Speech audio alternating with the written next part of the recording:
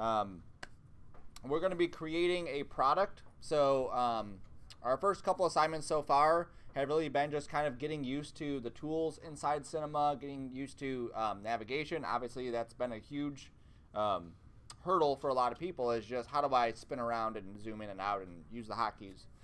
So this one will be our actual first assignment that actually is something that could turn into a portfolio piece. Okay, so if you've ever seen a product like this, you may have taken the Photoshop intro class where we draw a iPhone in it. We also draw a piece of fruit. The cool thing about that is that it's pretty quick. Once you get the process down for that, you can pretty much build that within maybe an hour or two. But the bad thing is you can't spin around it. So if you wanted to see a different side of it, obviously that would change stuff. So something like this Red Bull can, it's neat because we can see the Red Bull can from this angle, but in 3D we could tilt it and change it and duplicate it and whatever else and have a whole cluster of these things inside there. So that's what we want to do for this next assignment. As this is our first product assignment, our first more professional thing that we're doing, keep your stuff simple, okay? Not too simple, but simple enough to be able to do it.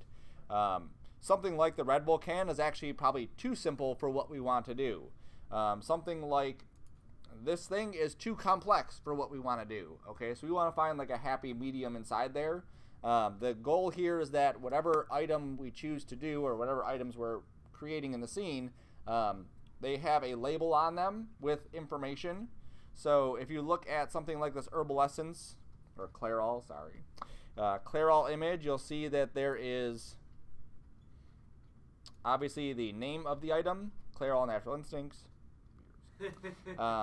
So there is some sort of label on top of this. And as I scroll down, you'll see there's information about that specific product, obviously different languages too. All right, very simple. So this is great because if you are a design student, you may have to design something that eventually ends up on a 3D item or ends up in a real world situation, and you want to be able to see that. Just to give you an idea of how this all comes into play, this is a program that eventually we will be touching on called KeyShot.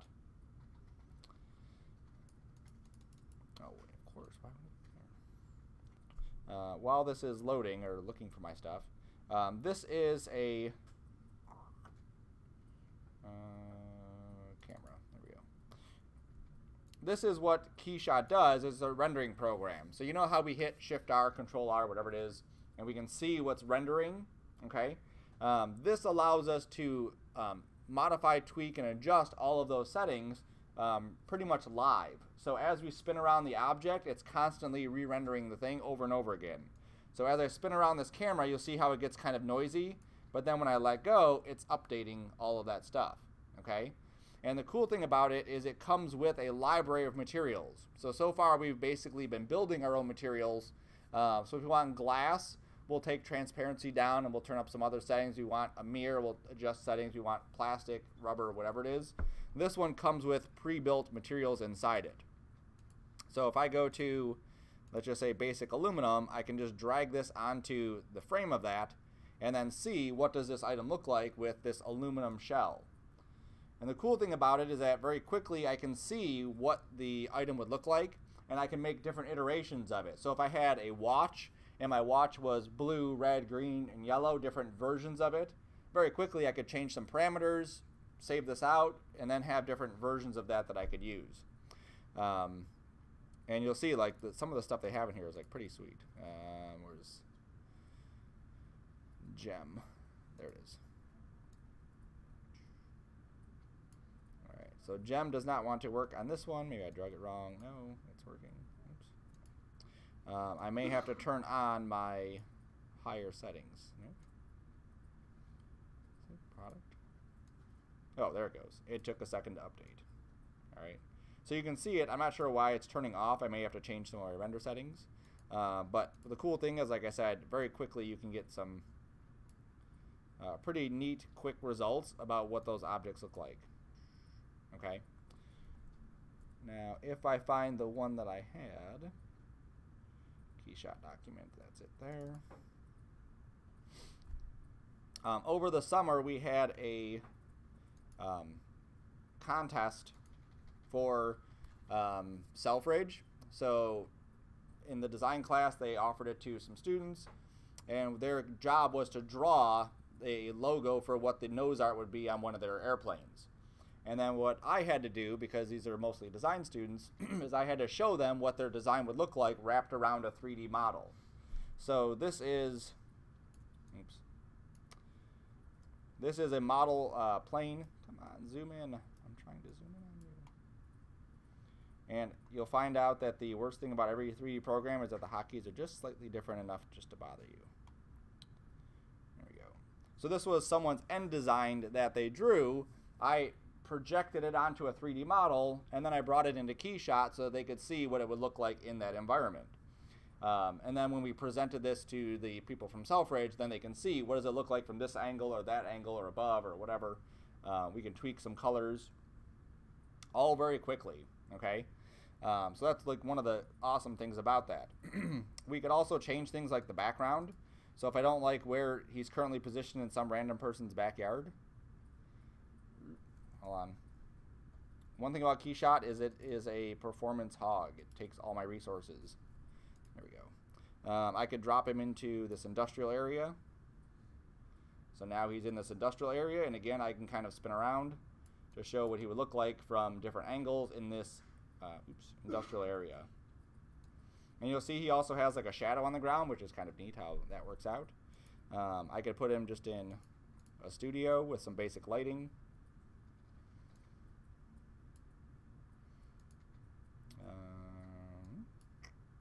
This is the default one. Okay, so you get the idea about how that would all come together. All right. So what we're going to do is that we're going to start with some basic modeling concepts, and I'm going to show you how to apply them to different shapes. Okay, we'll start off very simple, and then we'll build up to it.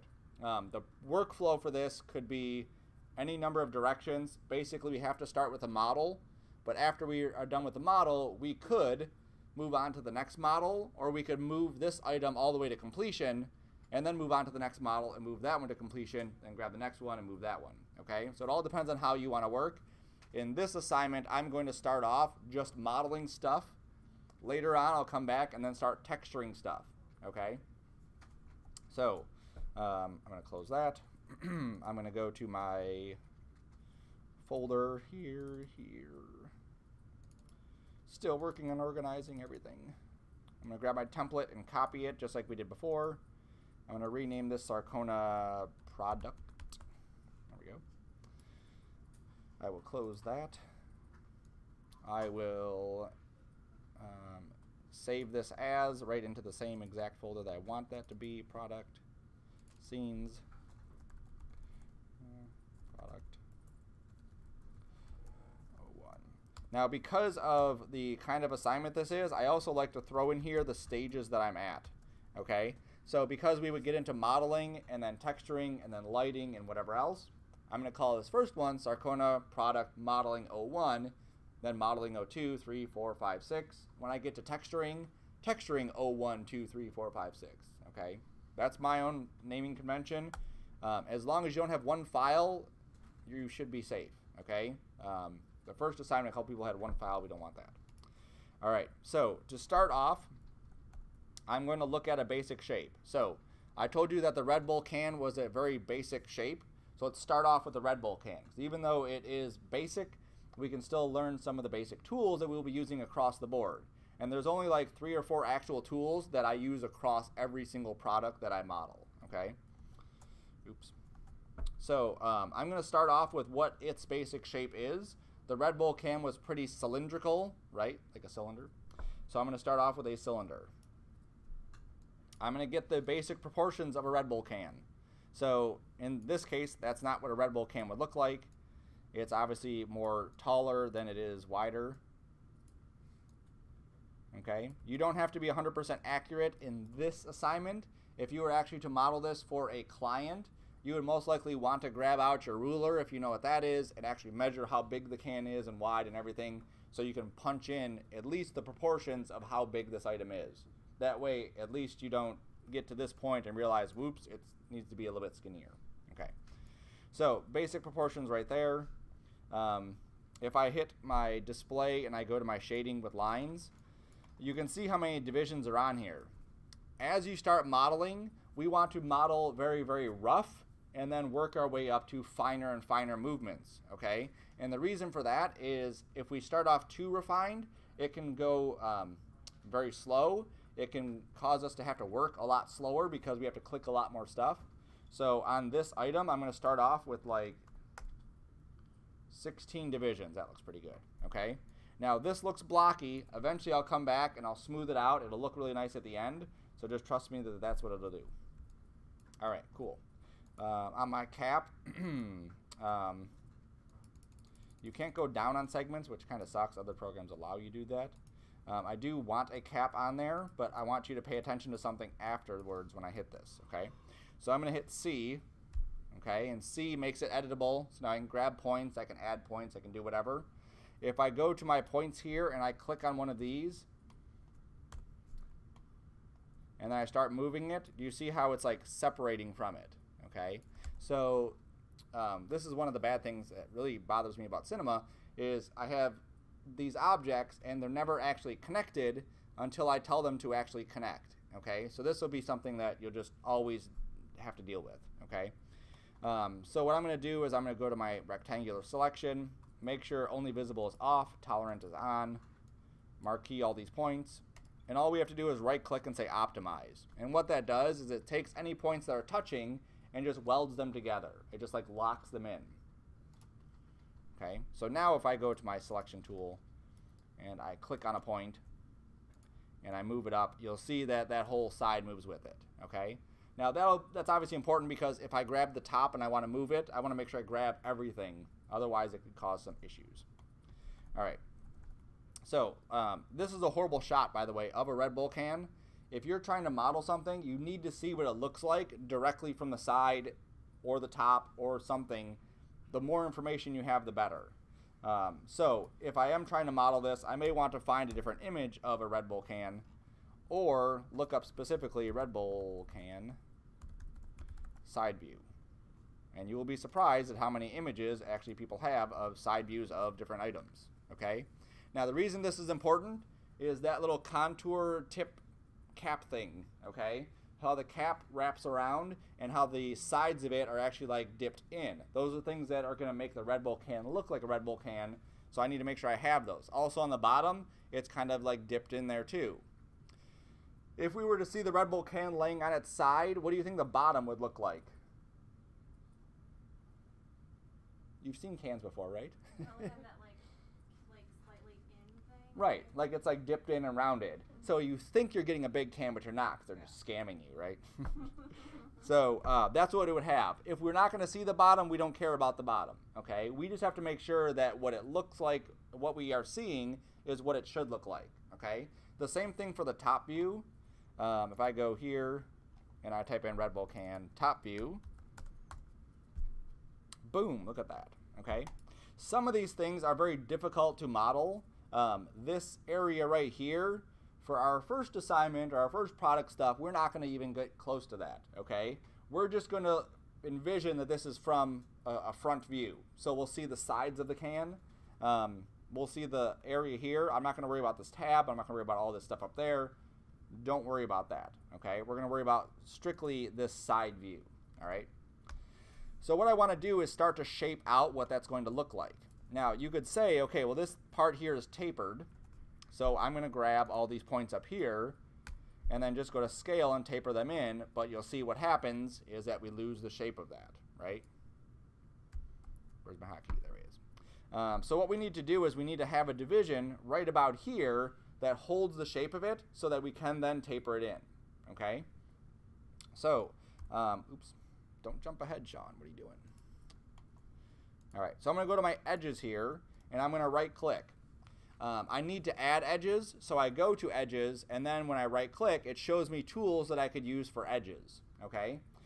In version 17, there's this thing called the knife tool. We'll be using that a lot. Maya has this thing called the split polygon tool or insert edge loop tool. It's the same tool. This allows us to basically draw in where we want new edges to be, like exactly where we want them to be. In version 18 of Cinema, they've broken this tool up into several different tools. There's still the knife tool, but it's the knife for loops, the knife for drawing, and the knife for something else, okay? So if you are working at home on this in version 18, you'll see that there just is a different one, not just specifically knife, okay? So I go to the knife tool, and then over here in the options, that's where I'm going to choose exactly what I want to do with it. So in this case, I want to draw a line, or sorry, a loop, around my object. I want to be able to click on one of the edges and draw a loop that goes all the way around, okay? If you remember when we talked about our definitions, we talked about quads and triangles. Everything that we model should be quadded, okay? With the exception of up here right now, this is not going to be quadded. This is going to be triangular. We're not going to see it, so we don't care, okay? Now, as I scroll down here, you'll see what this is doing. It's creating that loop around there. If I switch this back to line, I don't get that, okay? So I want to make sure this is set to loop. I get that. I also need to make sure I don't have restrict to selection on. That means that it only works if I already have edges selected. So I turn that off. And then now I can go in here and just click, boom, and now I have an edge right there, okay? Now I know I'll need one on the bottom, so I'll do the same thing on the bottom. Come down here. There it is. If you don't get it in the right spot, not a big deal. We can grab the edge, move it up, move it down, do whatever. So now I'm going to switch back to my move tool. This is where hotkeys come in handy because I just clicked E to get to the move tool. If I double click the edge, it selects it all the way around. Very convenient. Very convenient. All right, same thing there. So I will hit T for that one. I will scale this down, and you can see how now we get this nice edge taper right there. Same thing on the bottom. I grab the very bottom edge. I go to my scale tool, and I click and drag. Now, when you're scaling stuff, do not ever, ever, ever try to grab just this one and then just that one. As good as your eyes are, you're not going to be 100% accurate on that. Okay, we want to scale the whole thing down at once. So when I scale, I don't click on any of these points. Okay, I just make sure it's selected. I'm in the scale tool, then I can click and drag out here, and it'll automatically scale everything down uniformly. Uniformly, that makes sense. Okay, so now we have that. All right. So now if we look at the Red Bull can, that's pretty much what we have here, and that's pretty much what we have there. Now again, it's pretty much, it's not where we want to be, okay? If I were to render this out, so I hit Shift R, you can see that, yeah, it does resemble that. There are some similarities. If I was going to take this to a video game engine, this might be a perfect enough model for me to take it to a video game engine, okay? This is going to be a product rendering, higher detail, more information, more refined, so we need to make sure we add enough information that it looks like that. So what I'm going to do is I'm going to go back to my knife tool. The hotkey is just K to get to the knife tool for K knife. I'm going to click here, and I'm going to click there. I switch back to my scale tool, double click the edge, scale it in slightly. Because if you look at it, it actually is kind of like rounded. It's not perfectly flat. Just slightly. Okay, so that will help that out. Then I want to go to this one and this one because they're the same top and bottom. And I'm going to go to the bevel tool. So if you remember bevel from the room, yes, we hit M and then we hit S, and then we can click and drag and create a bevel on there. Okay, and I can add some subdivisions, change the offset if I need to. That looks good. Whoops. Let me make sure that my camera navigation is not, yeah, see, it should be on object. There we go, that's better. Okay, so that's cool. Let me go back to my move tool so I can select this edge. Do the same thing here. Shift, double click that edge. Go to my bevel tool and then add in another bevel here. Okay, so that just helps me create some very nice rounded pieces so that now when I hit my Shift R, you can see the difference in the model. Okay, like that should be pretty apparent, the amount of detail we're now getting on that model, right? Now it may seem subtle, but that subtleness will come in that rendering phase, okay? When we create a light, and this may sound just like, you know, Star Trek-y or something, I guess. I don't know what. The light's going to hit the object, and that bevel that we added there will be picked up by the light, okay? So it's like foreign to you because you're not thinking about highlights and bevels and lights and all that, but that's what's going to help make this thing look more realistic, is by having these little bevels in all these spots, having some nice round pieces on these areas, okay? All right, so that's pretty good. Now I need to create this little cap. I could, if this was an item that I was going to be modeling the entire thing, I would actually model the cap as a separate piece, okay? And I would literally just like put it on there and kind of wrap it around and do that. Because I'm not having this as a separate piece or a part where we're seeing the top of this, I'm just going to wrap it around basically, okay? So I'm going to go back to Cinema.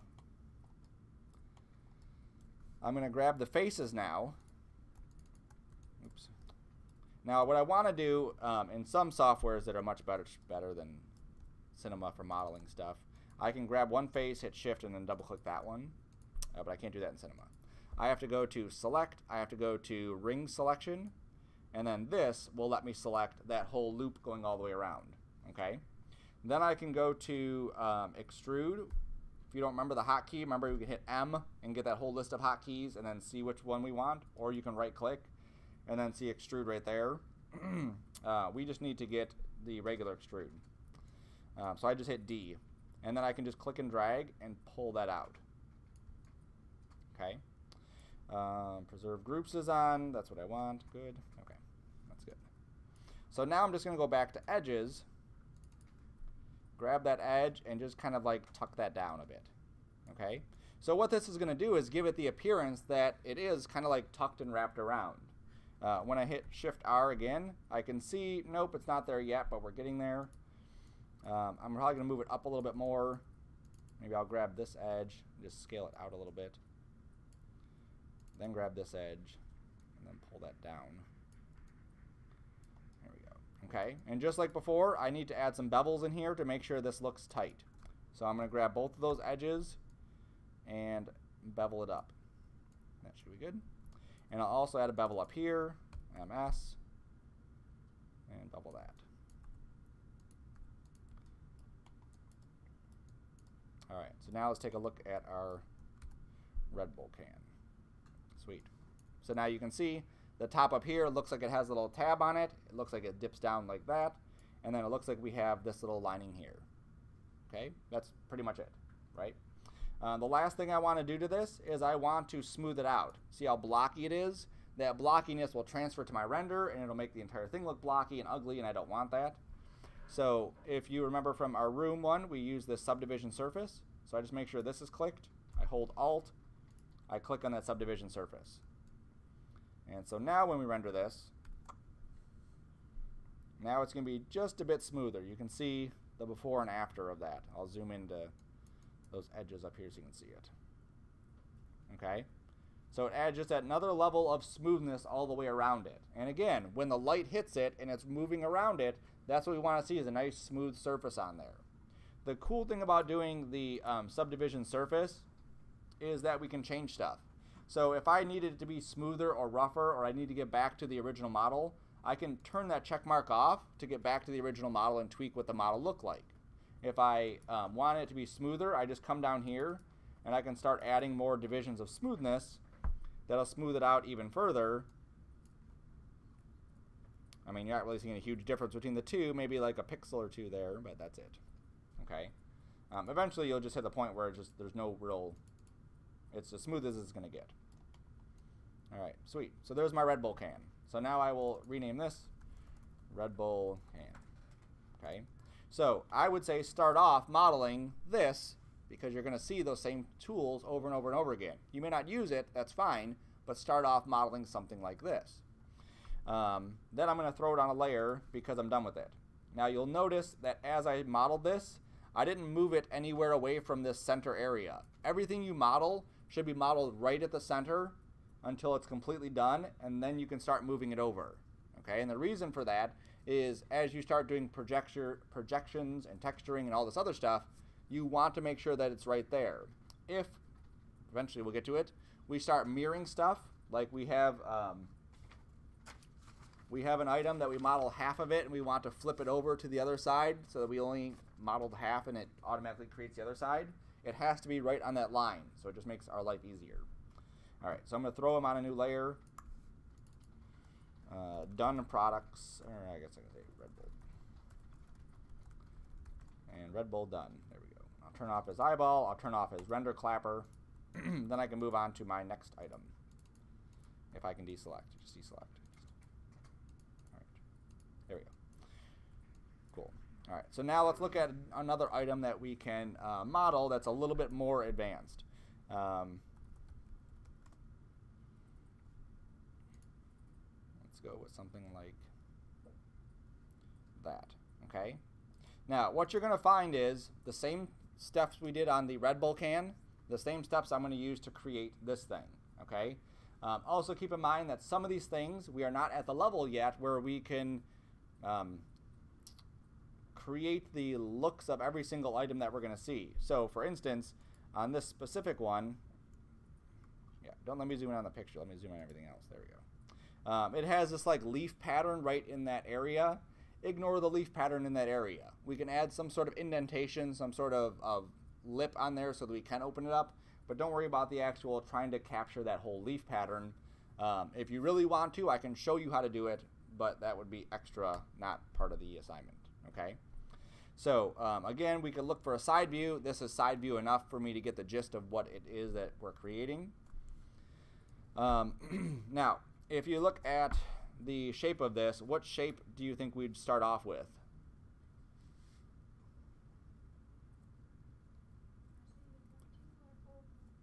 Rectangular oval.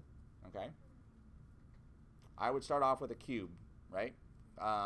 You could start off with a cylinder and stretch it out. That would be perfectly fine too. I'm comfortable modeling stuff from any shape really. Okay. The whole idea with it is going to be this same concept of start off with low divisions and work your way up to higher divisions. Okay. So just to show you, I would never start off with a sphere that has a whole bunch of segments like this and try to model that. It would just turn out horribly. Okay, so don't do that. And if you can figure out how to delete stuff, come on. What are you doing, kid? There we go. All right, so I'm going to start off with a cube. Okay, and the reason for this is because I know how my workflow is going to happen, and so I know what the end result is going to look like already. So that's why I start off with a cube. I know that if I do start off with a cylinder, I may get some wonkiness happening in the center, so I don't use a cylinder. But you could. It would just be a little bit more work than I want to do. I'm pretty lazy. I'm going to add some segments here. So I don't need to go into the knife tool after every time to add segments. If it's possible to do it right from this menu, I can just add them there. That makes my life easier, again, than using the knife tool. I look at this shape. Stop doing that. And I see the top piece, I see the center, and I see the bottom piece. So I'm basically seeing 3 divisions that we need to tweak to get that basic shape. Okay? Again, I'm not looking at the rounding on the top or the rounding on the bottom or the cap or any of that. All I'm looking at right now is just that profile of what that's looking like. And I can capture that with that many divisions. Okay? Just 2 divisions in the Y direction going up and down.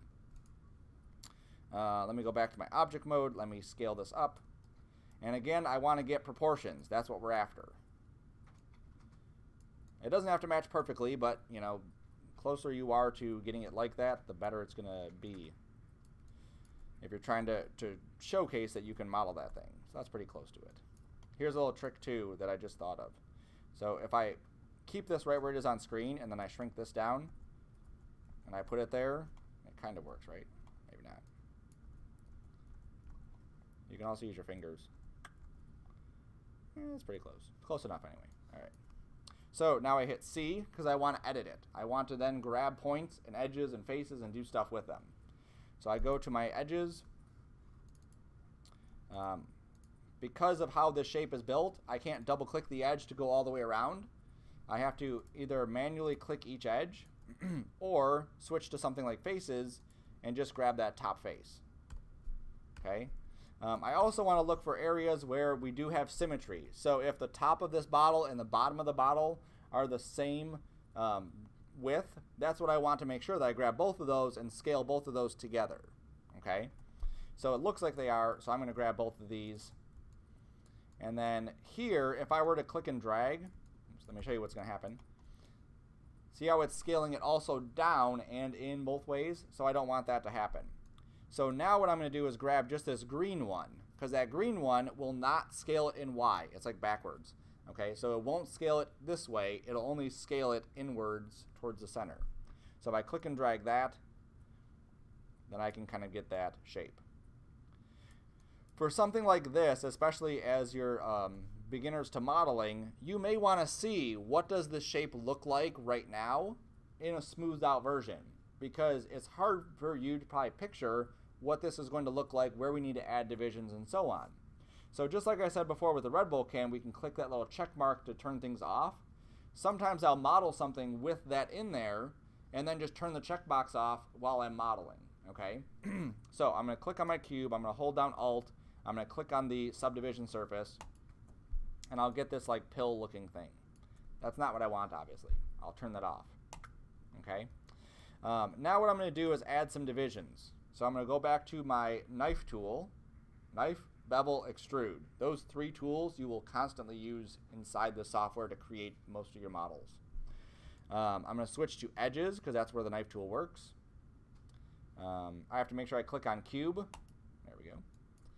And now I'm going to add a division here and a division there. Pay attention to make sure that the division goes all the way around. If it doesn't, you have something clicked wrong over here in your option box, and you need to make sure that you check it. Okay. So now if I turn this back on, you can see we no longer have that pill shape. We now have this more like rounded shape. Okay. The tighter you have edges, the sharper that shape is going to be.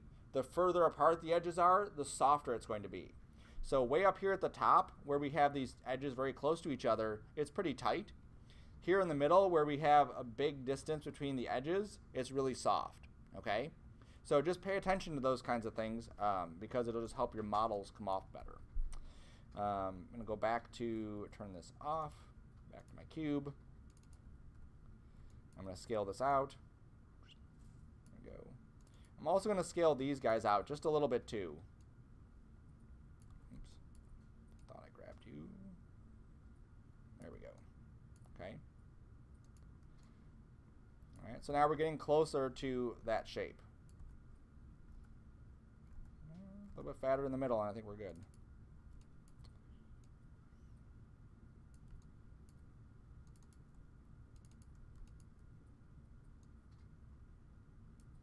And maybe a little bit skinnier up top and on the bottom.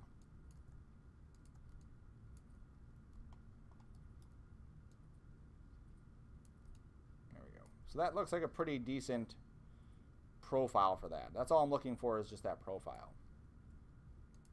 Cool. Now that's what it looks like when it's not smoothed out, okay? So if you're a beginner, there's no way you're going to look at that and say, yep, that's right. You need to see what it looks like smoothed out. So that's why it helps to have this, so you know how far to pull your stuff, okay? And you still can work on it when it's smoothed out like that, but just don't hit C, because when you hit C on it after this point, now it commits those smooth, and now you have all these divisions in here that you can no longer adjust.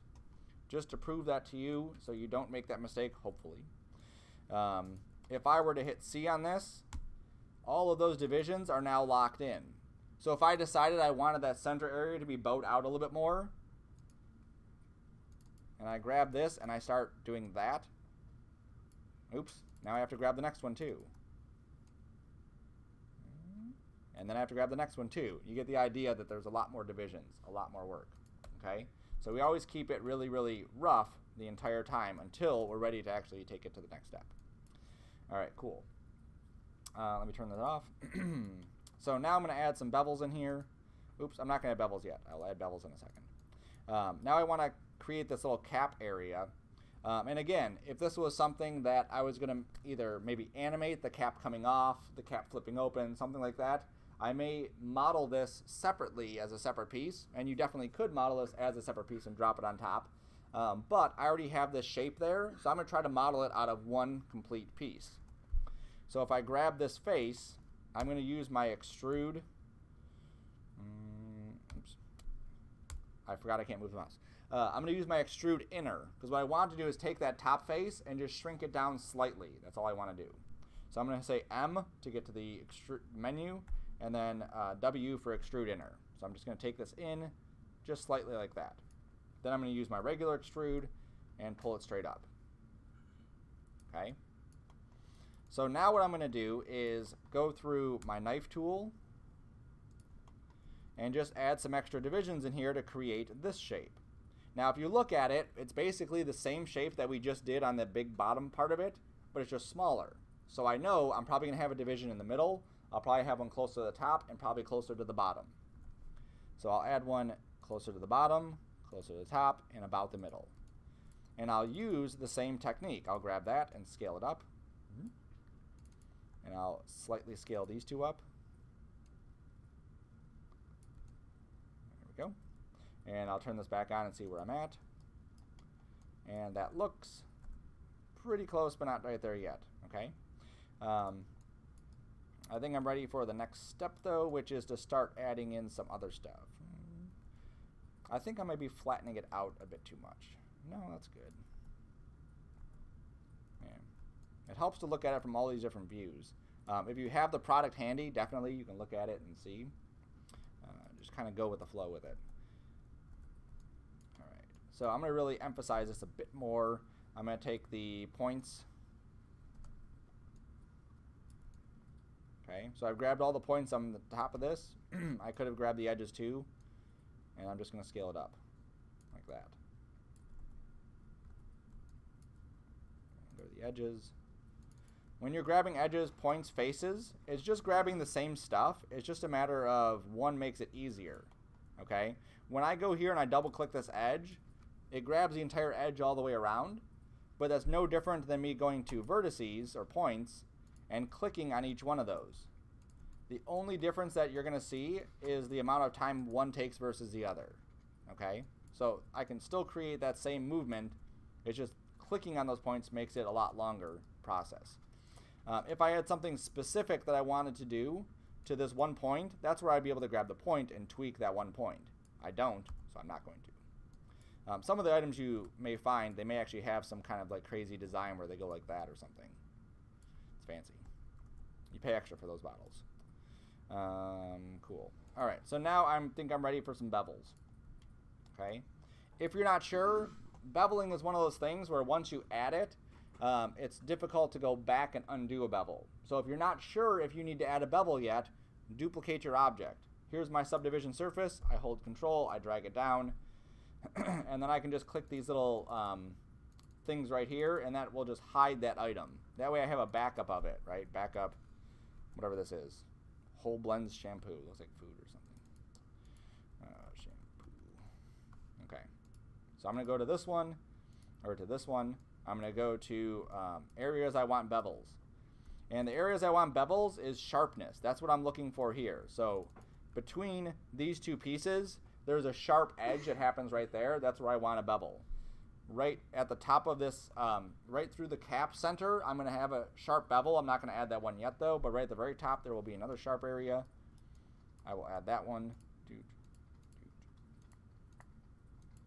Whoops. Make sure you don't accidentally move stuff like I just did. You got to hit undo. And then right at the very bottom here, same thing. All right. So we go to bevel, and we add our bevel in there. Okay. Now, again, what that's going to do is take these areas that were like really rounding and smoothing out, and it sharpens them so that we can see there's a defined edge going from one to the other. So we click this now. Let me click off of my stuff so you can see it. And now we have more of that kind of shape. Okay, so you can see how that's much closer to this. I'm not expecting these to be perfect from what they were, you know, the reference images. It's just giving you a ballpark of what it is. Okay. If you don't like where something is headed, you can always hit undo. There we go. Add your bevel again, and then maybe make it a little bit bigger than it was last time. Then you can turn that back on. That looks much better. Mine was actually a little bit too cut right there. I didn't like that. This area here might need something a little bit different, so I actually may undo this so that I can then deselect these by holding Control and double clicking.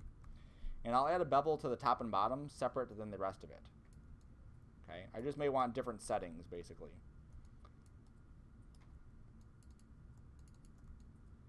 So that's all the way around, MS. This one will be a little bit tighter. There we go.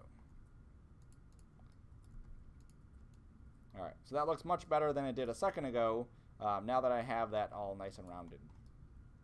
Okay, let's go back to here. Let's uncheck that. Let me see my lines again. All right, so I need a line happening right about here, right through the center of this cap. So I'm going to go back to my knife tool, back to edges, put that line in there. That looks good. I need to scale it up just a bit, okay? And just so you can see why, if I do this, you can see how it's kind of like dimpling in right there. So that looks kind of weird. So I need to just scale it up just a hair. Like that. Perfect. And then what I need to do is add this little crease. So one way that I like to do that is I could add another knife tool around it, another edge loop, or I can just add a bevel right there and then extrude the bevel inward. That's typically the method I go with. So if I go to that edge and I go to my bevel, I click the right button, and then I do this, that adds the divisions I need. I just need to add one less division right there. Perfect. Cool. And then I'll go to my faces. I will click this one. Oops, I have to go to the select loop selection. There we go. And then I will add my bevel, or my extrude, and push that in. Sweet. And now when I go to this, now you'll see how I have like this little crease right inside there. Now to sharpen the crease, same thing. I would use bevel, put bevels all the way around that. Turn this off, go back to edges. I already have, I don't want all these. I want this one, that one, and that one selected. Go to bevel, add a slight bevel to it, just slight like that. Add an extra division in there, and that should be good.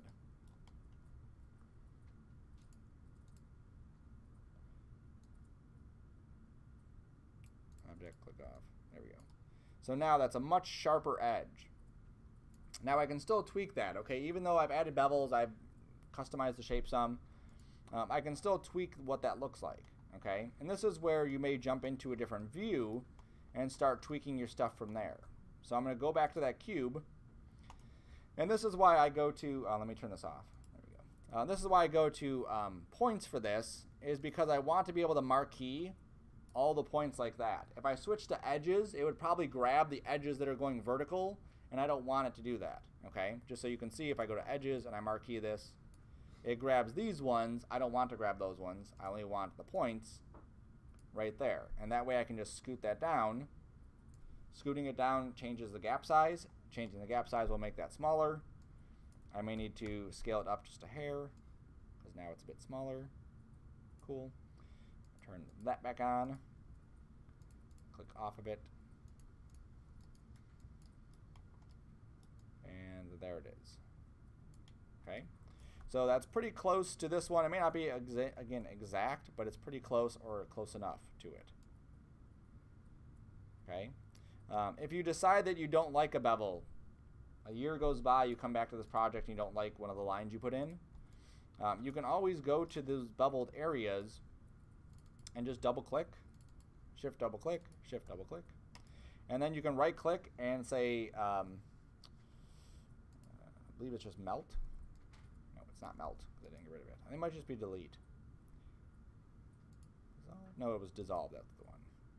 Okay, so you can just go to dissolve, and that will dissolve those edges and get rid of them. Okay, so if you do accidentally put in a bevel, you don't like it, grab the edges and do a dissolve. If you hit delete on there, you get that. So don't hit delete. I actually like mine, so I will keep mine. Good. Awesome. Now, like I said, you may want to add some sort of indent right there, right? So you may want some sort of lip or something that you can flip the top open. This is where we would add, I'm going to back this up again. Back up, shampoo 2. And again, I'll go through. These basically say do not render and do not display my stuff. I will take this and I will hit C on it once I turn it on. Okay, and that commits that item to be an object. Okay, then what I can do is come in here and with my live selection tool,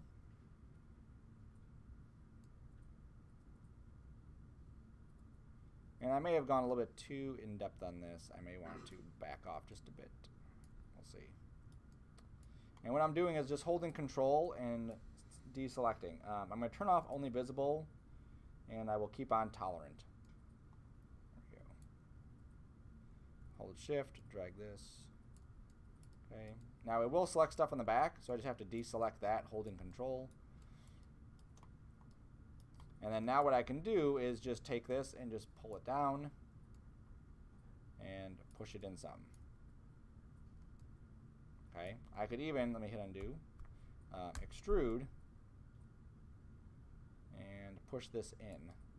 Now when I do that, I have to make sure I have some other settings set up, because you can see this is like getting kind of wonky just because of what I have selected. I actually may want to just deselect some of these first.